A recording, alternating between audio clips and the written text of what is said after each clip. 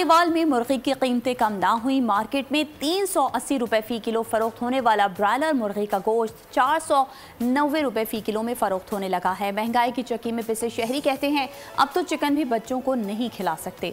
Report करेंगे Suhail Shahzad. Poultry mafia एक बार फिर बेलगाम। खानेवाल में चिकन की फी किलो कीमत 100 रुपए इजाफे के बाद 490 तक जा पहुंची। महंगाई की चक्की में पिसे शहरी कहते हैं निगरान हुकूमत आवाम को रिलीफ देने के लिए कुछ नहीं कर रही। सर पिछले 3 दिनों से गोश्त की कीमत 100 रुपए इजाफा हो गया वा। हुकूमत नूं चाहिए कि इस चीज़ से नोटिस लिया जाए कि इन्नी महंगाई ना हो ताकि हर चीज़ गरीब दी पहुँच सके।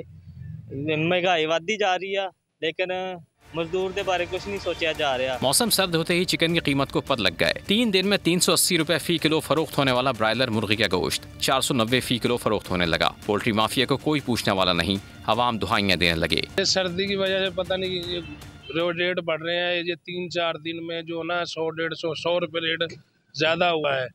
पहले बिल्कुल ठीक जा रहा था पिछले दिनों में, अब जो रेट बहुत ज्यादा बढ़ गया। 100 रुपए गरीब को उसकी मजदूरी वहीं खड़ी है।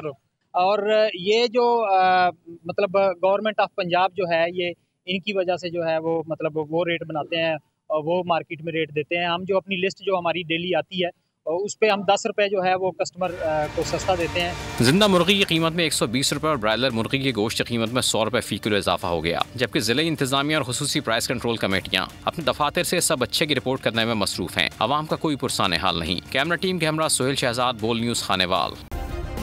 सब्सक्राइब करें और बेल दबाएं ताकि कोई खबर रह न जाए।